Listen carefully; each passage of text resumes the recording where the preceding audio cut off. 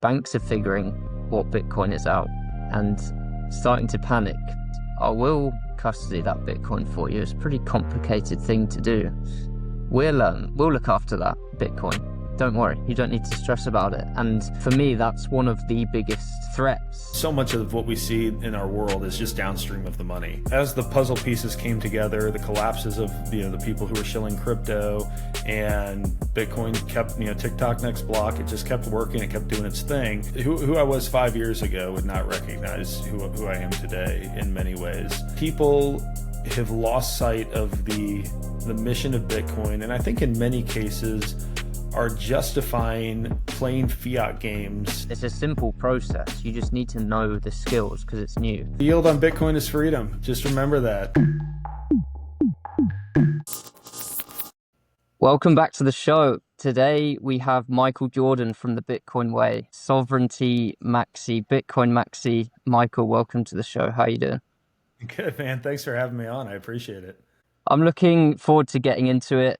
All things Bitcoin self-custody, the Bitcoin Way, but I want to start with your introduction to Bitcoin to start with, and then how that has evolved into you working in the Bitcoin space as well. So to start us off, do you want to give a bit of insight into what led you to Bitcoin and what were those senses that piqued your interest in having a look to start with? Yeah, it was sort of lucky and serendipitous, I think, as it is for some people. I set an annual goal. So at the end of every year, I decide for the following year, what am I going to learn about? And I pick a particular topic. And in 2021, I decided that my 2022 goal was going to be to dive into crypto, right? I'm going to learn about NFTs, blockchain technology, all the different cryptocurrencies. Sure, Bitcoin would be a part of that. And I was I mentioned this to a sort of a friend of a friend who has since actually become a very good friend of mine. And he told me, he said, "Hey, I know one guy who is very interested in this stuff. You should go talk to him." So I went, had a beer with this guy, never met him before, never seen him in my life. And we were talking, he was kind of telling me about his journey. And I was telling him, I know blockchain is like the future and this and that, but I just don't know anything about it. I want to dig into this stuff, right? And he said, there's sort of this horseshoe where you kind of start with Bitcoin because it's the big one everyone knows about. And then you go on this journey through crypto and all the other nonsense you're talking about. And then you kind of make your way back to Bitcoin is usually about how it goes. And he told me to go listen to Preston Pish's podcast. He said, just start at episode 1, work your way through. I think he was 50 episodes in at the time, and now he's probably several hundred. And I remember him saying, go find Lynn Alden, get on Twitter. I wasn't really active or had never really dabbled on X much, or Twitter at the time, I guess. And so I went, and unfortunately, it took me probably 6 months until I know for sure I was like a Bitcoin maxi. I know that because I remember being at my wife's cousin's wedding trying to orange pill someone. And so it didn't take me too long to get it figured out. But if you remember, 2022 was everything started collapsing. And so I noticed two things. First of all, Preston, for me, at least at the time, very high signal, very helpful understanding what is Bitcoin. They weren't talking about other cryptocurrencies, or if they were having a laugh about it. And then there were these sort of this cohort of toxic maxis. I remember very distinctly Corey Clipston from Swan talking about, he was calling all of the collapses. And he basically said, the Terra Luna thing, FTX, these are all going to zero. These are scams. It's paper Bitcoin. And obviously just a bunch of crypto nonsense. And when he was proven right, at first I didn't know what that meant. When he was proven right, though, throughout the year, it became very evident to me that these Bitcoin maxis are really onto something. And I'm kind of I don't know, I'm the kind of guy who gets into something and goes hard. And I didn't feel like crypto was that thing because there were so many aspects and so many projects, and it was kind of hard to distinguish. And so to me, the signal through all the noise really seemed to be Bitcoin, call it halfway through the year. And so I hung up my blockchain audiobooks I'd been listening to during my workouts because they were boring as hell anyway. I sold off whatever little bit of crypto I'd purchased. So I didn't lose anything. I didn't have, I got out of BlockFi before they collapsed because I heard enough people talk about take self-custody. I sort of went to collaborative custody after that, and then I realized that wasn't really what I wanted to do after hearing Tony from the Bitcoin Way on a podcast sometime later. But yeah, man, it was a wild ride. 2022 was a rough year for me. I saw the collapses, but my conviction in Bitcoin had already grown so much that I wasn't really phased by it. And while Bitcoin hasn't yet made me in fabulously wealthy in purchasing power, I was fortunate that I got to stack at 15,000. You know, there was blood in the streets, and or 16,000, I guess it probably was. And it's just been sort of a long progression since then of becoming more and more, I'll say, radicalized in a good way. And I couldn't be more grateful for the journey I've been on. It's a hell of a entry into the space going through all of that stuff. So one thing I'm curious for, because a lot of the listeners probably, if they were in your shoes and were navigating all of these collapses whilst really getting to grips with Bitcoin, what was it about Bitcoin specifically during these collapses that didn't scare you off and actually made you double down? That's a good question. I think it was that I'd done enough of the work to understand that there was a problem that I hadn't previously understood existed. The money printing, and then I hadn't gone deep down any of the rabbit holes, but it began to make sense to me why so many other things culturally and society weren't working. I think it was probably Safedine who sort of led me to that conclusion that so much of what we see in our world is just downstream of the money. It wasn't obvious to me with any of these other cryptocurrencies how they solve that problem. You know, worst case, they were a scam. In best case, they were a poor attempt at actually fixing something. Bitcoin to me seemed to be the only thing that was credibly decentralized. It also had by far the most interesting and I'd say curious cohort of people talking about it all the time. They were the people who were changing their life for the better in a lot of other ways. And it just seemed like the sort of group that I would tend toward. And as the puzzle pieces came together, the collapses of the people who were shilling crypto and Bitcoin kept, TikTok next block, it just kept working, it kept doing its thing. It just became undeniable to me that that was really where I needed to spend my time and attention. And at this point, I mean, I spent the first probably 2 years. Once I kind of got on the Bitcoin train, it was probably 2.5 years of, I mean, quite literally just listening to 2 hours of podcasts a day, reading all the books. And it's really hard when you spend that amount of time studying it to not walk away. And then you dive even getting just a little bit into the tech and understanding, like there's the Venn diagram of like the difficulty, people who can explain the difficulty adjustment, people who hate Bitcoin, and then in the middle, no one I've ever met. When you start to like piece that stuff together and you're like, oh, wow, the elegance of this, it really is incredible. And then you experience your first halving like I did, and it just happened. It worked. It did it. Like the code executed and the whole world said, okay, the block subsidy has been cut in half.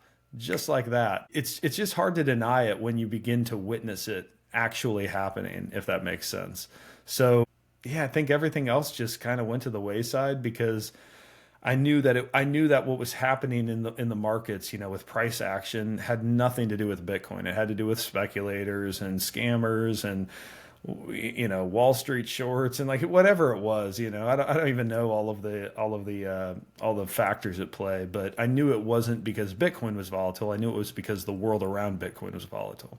There's lots of different things to talk about there, and a few things away from Bitcoin that you also changed in your life at that time, perhaps enhanced by Bitcoin, that we'll talk about. But one thing you mentioned and you're quite vocal about often is people's lack of understanding around what money actually is. So what do you think that most people do get wrong with this, and why does it matter that they're missing it? And perhaps that's why they're not understanding what Bitcoin's here to solve.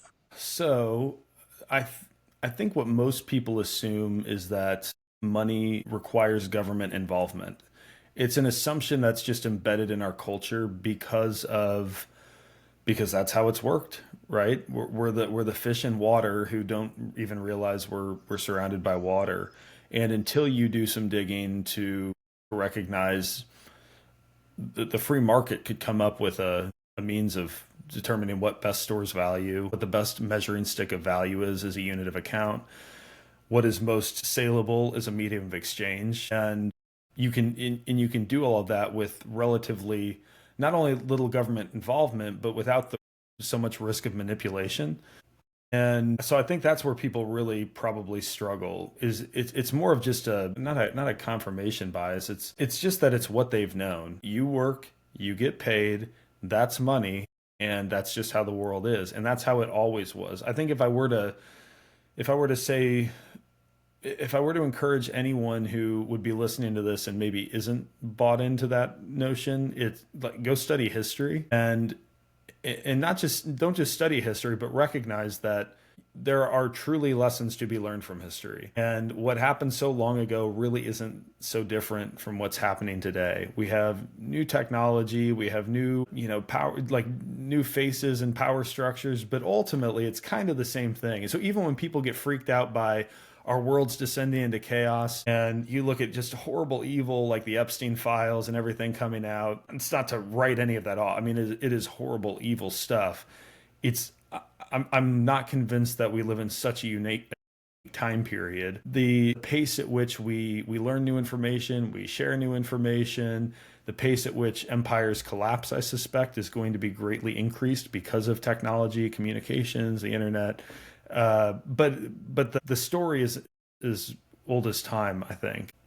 Most people just they're working two jobs trying to get by. Like they don't have the time and they don't even realize that there's a problem. And they probably honestly, even if they did have the time, because many people are sitting around watching Netflix all night, they just don't have the curiosity to go look. I have plenty of people in my life, and I've told them this before. I'm like, you're going to be kicked. You know a guy who works in Bitcoin who is talking about I mean, I've laid off a little bit early on at my, I was very emphatic about my passion for Bitcoin, but I've been talking about it.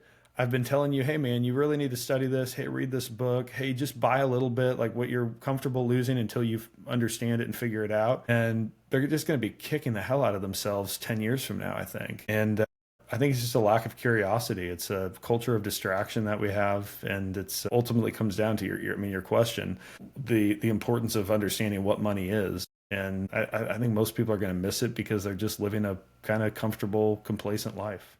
Yeah, all credit to the social engineers. They have done a fantastic job in keeping people busy and dumbing down the critical thinking nature of people, which fundamentally I think is why Bitcoiners typically click so well when they meet someone for the first time, because they're the same type of individual and personality that have had to do the work or ask the questions to get to where they are. Yeah. One thing that's very clear, just hearing you speak there and watching you on your podcast and speaking online, is it's not just Bitcoin, but it's sovereignty. So beyond Bitcoin, how else has your life changed in the last few years in terms of becoming more sovereign, bringing up your children, all of these things? What are the biggest changes that you've made, and where's that come from? Changed in a lot of ways. I mean, who I am today, who I was 5 years ago would not recognize who I am today in many ways. I was, I guess, just for a little bit of context, I was, and any U.S. listeners would probably appreciate this more. I was like a conservative Republican, and I was pro-America, shooting off fireworks on the 4th of July, that kind of guy. Now I'm just, I'm sort of grateful that I live in a country where I'm less of a slave than most of the rest of the world.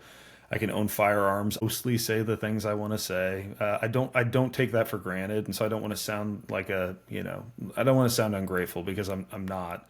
But I realize I guess what I would say is that my life has sort of become something of a vote against all of the systems that I think our monetary system has created. So, for some tangible examples, one of the biggest changes in my life has been my health. So I used to just eat whatever I wanted, and I worked, I was always like, I've worked out since high school, college. Like I've always kind of been like an athlete, fitness kind of guy, but never healthy. And now I eat like 7 foods every single day, couple pounds of grass-fed, grass finished ground beef every single day. That's changed, and that's been a huge benefit. And by osmosis, my kids are, they eat way more meat and protein than I did growing up, way fewer processed foods or anything like that. I mean, we have effectively no seed oils in our home or anything. In terms of raising a family, homeschooling. So we're homeschooling our kids. And I grew up mostly in public school, went to a private school for some of high school. But basically, I got the standard indoctrination sort of thing. And we're not doing any of that. I mean, vaccinations, hopefully I'm not getting you canceled here, but like vaccinations are off the table for our kids. And that was, keep in mind, I've only been in Bitcoin for 3.5 years, or yeah, coming up on 4. And so a lot of these are like, it's been progress that I've made along the way. I didn't stop vaccinating my kids when I was, 3 months into my journey. They were so excited a year ago when we were like, hey, we're going to a new doctor, no more shots, all of these things. And so like those little changes that we've made to our lives, well, you might say those are big changes. We've made a lot of little changes. We've got, like reverse osmosis filters. So we're getting out all the fluoride, the chemicals, all the crap that's in the water supply.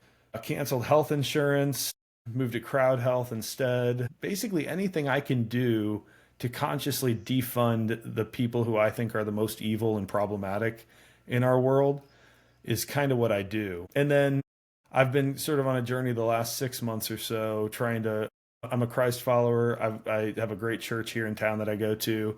I've been trying to orange pill churches in the area. So I've got 2 of them have adopted sort of a treasury. My home church, and I've just contributed basically a bit of Bitcoin to get them started. One church who I just found out that they actually are showing like a QR code to send Bitcoin for like the offering. Awesome.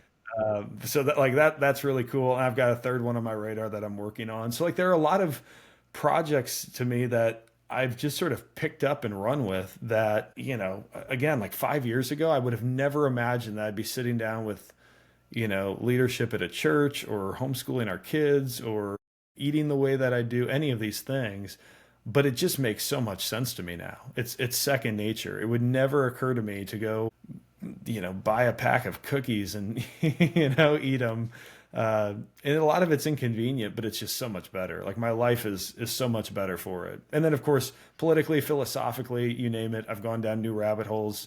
My wife can't believe some of the things that come out of my mouth when we're talking at night. Some of the other rabbit holes I'm exploring that I will not share here. But how it goes though. You start to ask questions and you just realize maybe things aren't what we've been told about everything. And I feel like every day I'm just learning something new.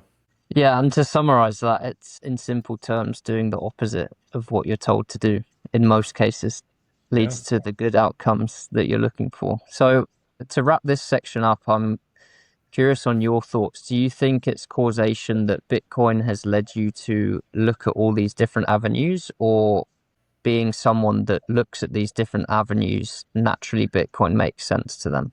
I think it can go either way. For me, it was certainly Bitcoin that led the way, that sort of forged the path for me. And because you get online and you hear Bitcoiners talk, like I remember going on Twitter and someone's talking about seed oils, and I was like, I don't even know what seed oils are. Is this like a thing? And they're talking about how toxic they are and whatever.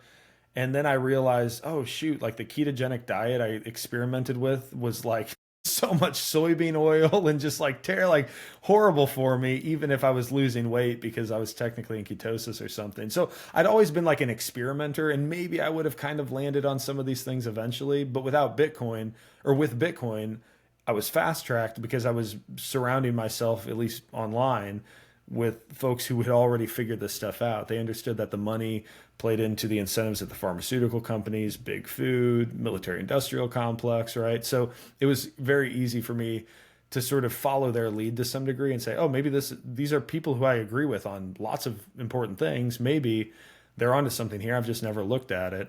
And that's probably been one of the biggest catalysts for all the changes, is just paying attention to what other people are looking into. And then, I've uncovered a few on my own perhaps, but it's nice having like an army of Bitcoiners who are all on that same trajectory of trying to figure out the best way to proceed in a self-sovereign fashion in this world. And all asking the same questions and bringing solutions to each other. With regards to Bitcoin now, or more so into the the Bitcoin beyond just your perspectives. One thing when I first heard you say it that resonated so much was the yield on Bitcoin is freedom. Now, before we get into the Bitcoin way and the more long term, because I recommend to everyone that's listening, everyone that I speak to, that Bitcoin isn't a trade and their focus should be to zone out of all of the noise that's going on, and their number one priority is more Bitcoin, more Satoshis than they had last month. But there is an awful lot of noise at the moment. And one thing that I appreciate from your messaging, Tony, the Bitcoin way, Sean Clark, I try my part too, is you won't hear any of us talking about lending against your Bitcoin or anything beyond Bitcoin in self-custody. With what's been going on for the last 6 months, in your opinion, what is going on and what should people be focusing on versus ignoring? Well, I think a lot of what we see is inevitable. I think that there's fiat to be made, wealth to be made using Bitcoin as a play. Like if you think about like Peter McCormick's, Bitcoin is the cheat code. Um, here in the U.S., we have this burger chain Steak and Shake. You've probably heard about. They're accepting Bitcoin, and they're talking about how they're making record sales and everything. Well, it's because they've gone Bitcoin, and Bitcoin hasn't magically changed their business overnight. It's the fact that they're attracting Bitcoiners who want to support them, right? And to me, that's a very responsible and awesome way for any company to engage with Bitcoiners. And their Steak and Shake is reserving their Bitcoin in a treasury. They're not creating fiat products off of that. There's nothing else for them to sell you. I mean, they're selling you burgers and tallow fries and these things, and they're just accepting your sats.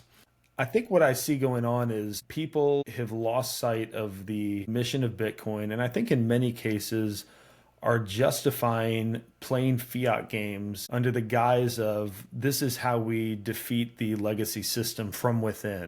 And my argument would be maybe there's something I'm missing here. But if I'm not, and you're wrong, you're leading a ton of people astray. I will never ever regret telling people take self custody, learn the skills, become a sovereign individual, be your own bank. I will never regret that because those are principles worth standing for. The Bitcoin treasury bros, all the suit coiners, all the guys doing these lending products, they might look smart in a raging bull market, but then as soon as the price dumps, they look like idiots. I mean, everyone's getting margin. I can't tell you how many, messages our company has seen, posts on X of people getting margin called, losing 6 years of stacking sats because they got greedy and they wanted to play a fiat game with their Bitcoin. And what I've said is with these products, by the way, I don't want to, I'm probably going to ramble here a little bit. So I want to make sure I do answer your question. But with these products, I think what most people think is the big risk is if Bitcoin dips. But I heard, this influencer say we're going to 1 million. I heard this guy who I really trust saying we're going to 400. This guy saying we're going to 200,000 at least in 2025. Probably don't have to worry about $60,000 Bitcoin. Well, we had $60,000 Bitcoin. We didn't have 200. We didn't have 400. We didn't have 1 million. But that's just one of the risks. The other risk is a 6102 attack where the government steps in and says, you know what, not your Bitcoin anymore. Do I think that's a high probability today? Like tomorrow, is that going to happen? No. But is that a non-zero? Is there a non-zero chance that it happens? Yeah. Do I think people account for losing their salary, their source of income? Like, how are you paying that? How are you paying this Bitcoin backed loan to begin with? Job market's kind of tough right now. The economic indicators are trying to make the economy look good by pumping the stock market, but the economy is not good. I'm hearing about layoffs all the time. So if that's you, can you suddenly not pay this loan to begin with? Gosh, there are so many risks I think that people don't account for. But to maybe answer your question a little bit more directly, what's going on? People know that people are greedy. They always want more. They want to buy something that they can't afford. They're going to spin up products to meet that need, to serve that demand. And that's basically what I see happening. Now, we're all adults. If you're taking out a loan, you're an adult. You need to be the one assessing that risk. Do I just cut everyone in this space slack who is providing these products? No, not really, because I still think they're really shitty fiat products that completely go against the ethos of sort of Bitcoin self-sovereignty, the things that for, a decade and a half we've largely agreed are important values to hold. But people fall susceptible to the marketing, and I think that's going to keep happening. Like I keep on thinking like eventually everyone's at least going to realize that shit coins aren't where we need to be. And then, we see Ethereum pump for a little while and we still people spinning up meme coins and all this stuff. And I think we got a long road ahead of more fiat products, more shit coins, because a new cohort of increasingly gullible people are going to enter the space, because we're getting less and less the cypherpunks, the hardcore libertarians, the super curious people. They're already here by and large. Not all of them, but like that's mostly who made up Bitcoin's early years in terms of adoption. Every year we're getting the people who were a little more mainstream, a little more, normie, I'm not taking digs at them, but probably less curious. They're here because Bitcoin hasn't died, the number has gone up, and so now they're here.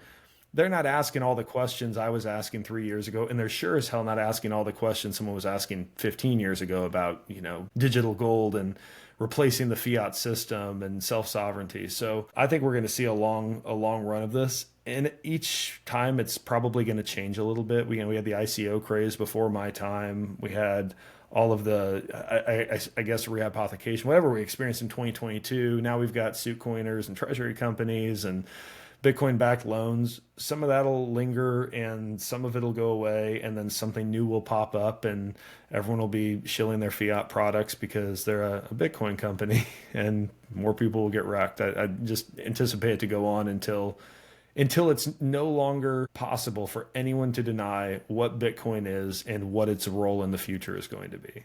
Yeah, I couldn't agree more with all of what you've just said there. And I said to Tony when I met him and the guys in Abu Dhabi, said to Sean, Zane, that we really need to lock arms and, if anything, become more vocal about Bitcoin and self-custody. Because one of the things that you didn't mention was banks are figuring what Bitcoin is out and starting to panic.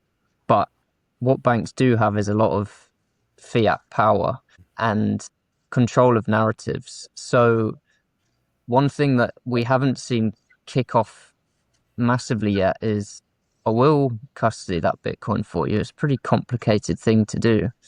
We'll look after that Bitcoin. Don't worry. You don't need to stress about it. And for me, that's one of the biggest threats for people to fall into, and it's not even one of the main areas or issues at the moment. That's to come. But one thing you said right at the start, and I'm curious to hear your opinion on this, is around collaborative custody, because that's what you'd initially set up and then you found the Bitcoin way. What are your thoughts on collaborative custody? And I know that the Bitcoin way are pretty vocal on their thoughts on this.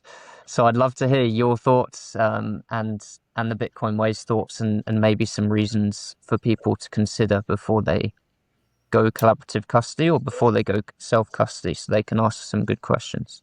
So, in fairness, collaborative custody is better than leaving your coins on an exchange. Okay, like I mean or owning a Bitcoin ETF where you don't hold any Bitcoin or even have a claim to actual Bitcoin.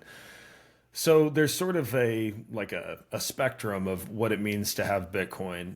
And compared to all of those other ridiculously inferior custodial solutions or paper versions of Bitcoin, collaborative custody is inching you in the right direction. The problem with it, well, there are a lot of problems with it. So one problem with it is usually you have to KYC yourself. Certainly if you're going to take advantage of like the inheritance planning, anything like that, you've got to tell someone a lot of information about you.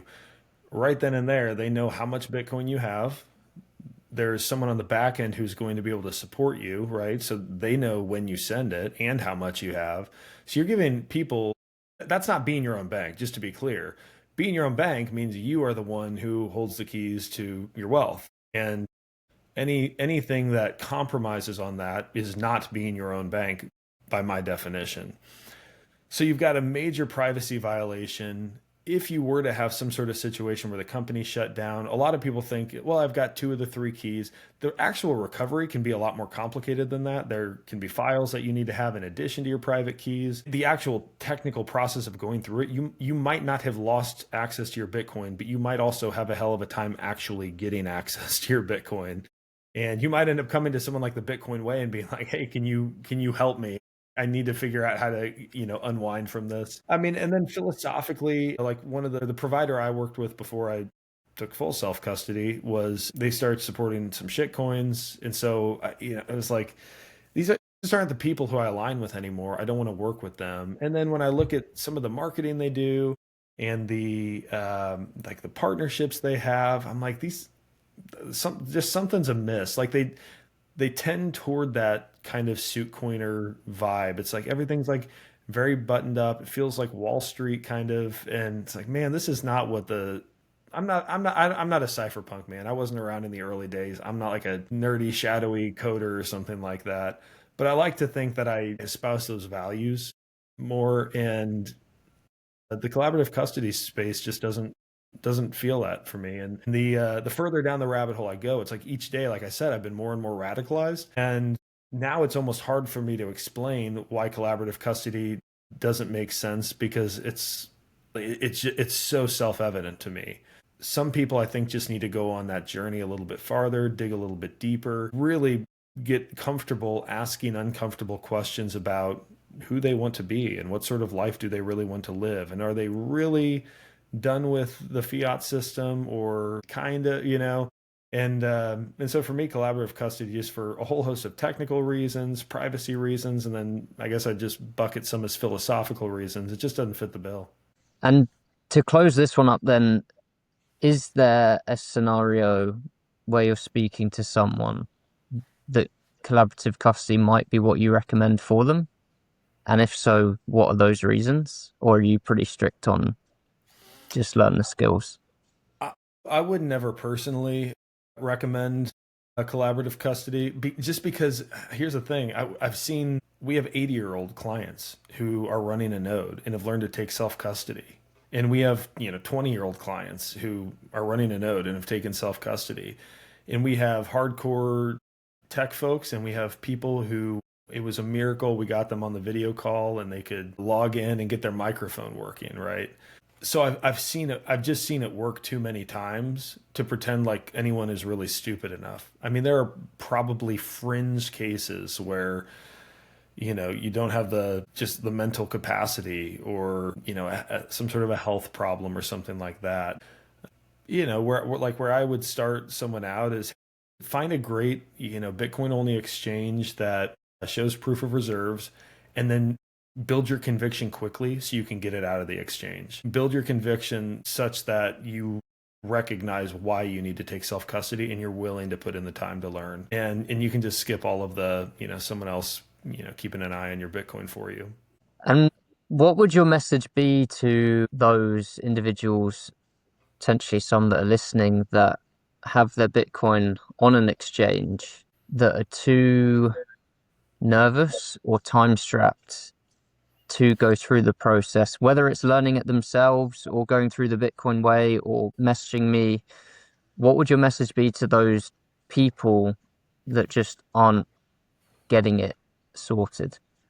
Yeah. So those are sort of two groups of people. So some people I think have are going through a process of awakening and haven't quite gotten there.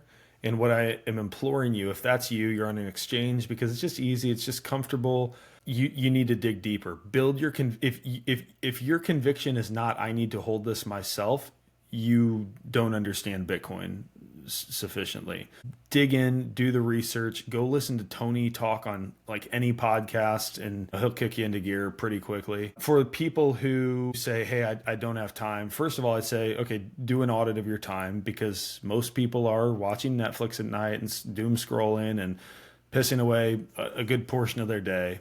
If you can find, or two once a week for a couple of weeks, which I think most people can if they cut out all the fat in their life. It ultimately comes down to conviction, though. I think it comes down to conviction and an ability to trust yourself, because I think Right. You make a fair point that some people are just fearful of, well, what if I make a mistake? And I've heard it's scary. And what if I lose my seed phrase? And what I would say to that is ignore all of the marketing that everyone else, the multi-institutional guys, and to some degree the collaborative custody guys, and certainly the banks and Wall Street and the mainstream media, they're trying to push on you with scary stories.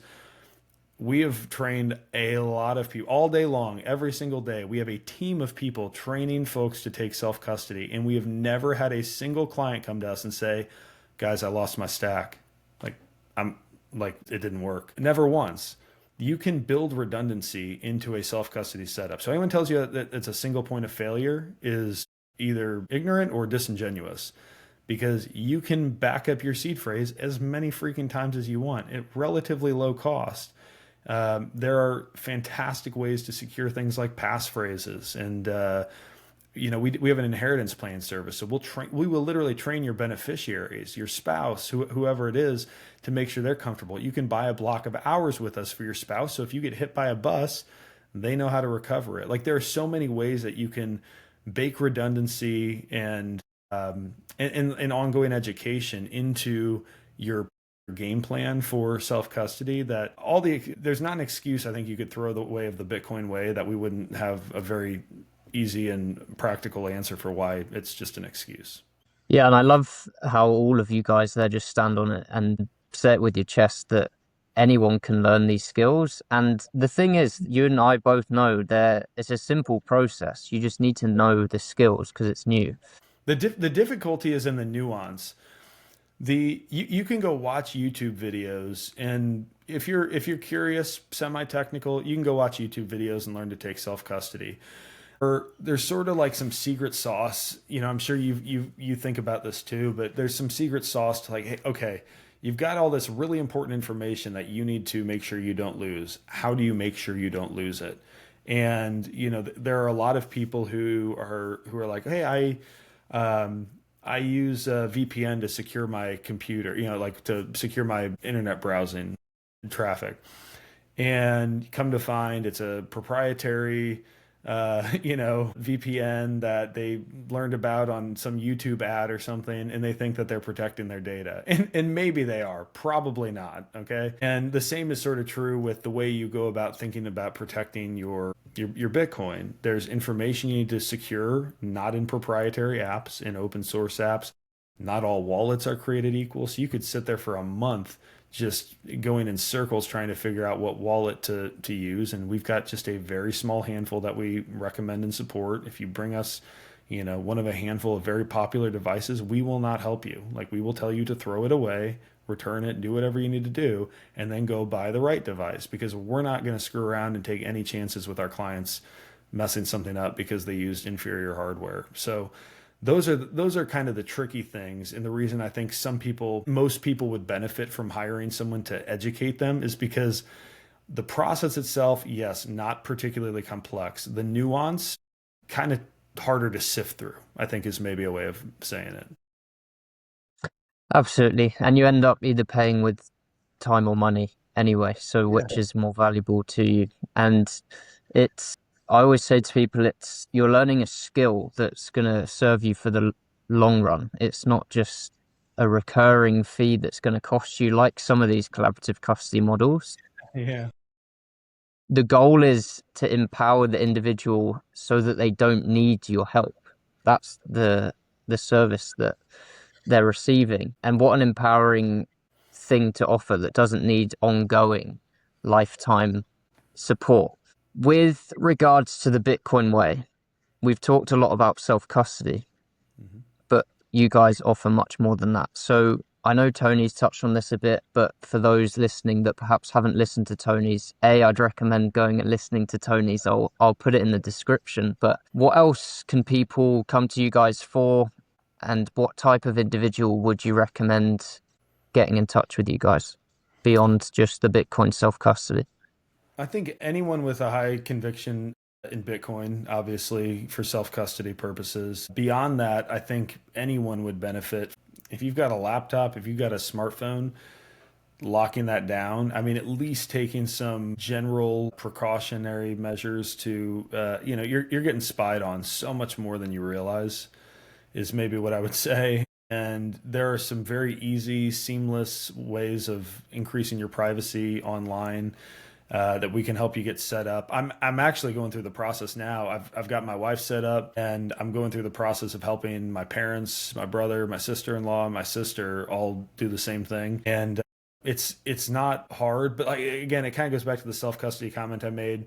There are so many tools out there, and we've tested so many of them, and we know which ones are terrible. We understand which ones are good. We've picked only the best, and we'll help you configure it a couple of hours at a time, and you're going to be browsing and filtering out crappy websites and things without even having to think about it. There's like it's completely seamless.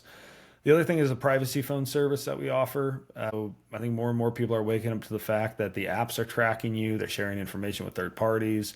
You know, trusting not your ISP, but your cell service provider. Any of these companies is just a really bad idea, and it's only getting worse. And we see news, and in Australia has been horrible about it. The UK has been bad. The United States is now in bed with Palantir on a level that I don't think many people realized, previously. So protect yourself. Get an open source, privacy oriented phone. And the cool thing about it is the hardware that we recommend is pretty familiar hardware. It's not going to feel like it's not like going to feel like a dumb phone in your hand. It's going to be something that you can pick up and use within a couple of days. You're going to be, it's going to be like you've only ever used that phone. And then the big one lately has been a Plan B residency program that we have in Panama. So we fly boots on the ground, meet people in Panama, onboard them to get their temporary residency. Then they work a couple of years toward their permanent residency. But again, Australia, Canada, the UK, Europe in general, I mean, they're talking about CBDCs here in the very near future. You saw the Netherlands with their 36% unrealized capital gains tax. And now I think they're proposing an exit tax. So when you try to leave because of their tyranny, they're going to take a bunch of money from you. Spain has required reporting before you can withdraw, a few $1,000s, a few thousand euros from your bank. So it's not really your money. Like the examples are endless at this point. And Panama has proven sort of a bastion of freedom and a safe haven for people to go and basically be left alone.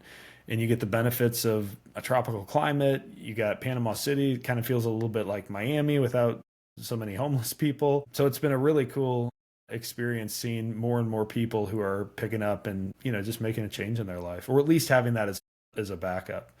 And then we help with other UTXO management. We can help you spin up at BitAxe, do solo mining. We're big fans of solo mining and improving your skills when it comes to Bitcoin. So a lot of those sorts of things as well. The full sovereignty package. It's Yeah. awesome what you guys are doing. It is, and I'll put where they can find you and book in calls in the description. Like I said, off camera before we started recording, and to Tony when I saw him, is fundamentally we're all on the same mission, and there aren't enough people offering this service, in my opinion. So whether you resonate with the Bitcoin way, whether you want help for your self custody, hit the link and book in a call, because fundamentally, in my opinion, and you guys, it's super important that people start taking action and doing it now. The last topic that I want to cover, I'm mindful of the time, is you're working in the Bitcoin space. What's that experience been like compared to working in the fiat world? And if someone's listening and perhaps thinking that they would be interested at some point into the future working in the Bitcoin space, what advice would you have for them to navigate their way into a position? So I'll give, first of all, a couple of pro tips if you're looking to work in the Bitcoin space. Go above and beyond. Whatever the application requests of you, do that, and then come up with other ways to set yourself apart, and then show up as that type of employee if you're fortunate to get the role. But a lot of people just send in, the bare minimum, all that. I've never had any experience in like HR or hiring or anything like that, but it's been fun. I get to do a lot of initial interviews with folks who have joined the team, and we've got some fantastic people. So I like to think that I at least vetted the first round of folks pretty well. In terms of working in the space, oh man, it's the first time my wife will. She's told me before. She's like, I will tell my friends when they ask about you or family members, like, how's Michael doing? And she said, it's the first time in my life I've seen my husband just enjoy what he is doing and be deeply passionate about his work, the people he works with. I mean, I truly count the folks who I work with as dear friends.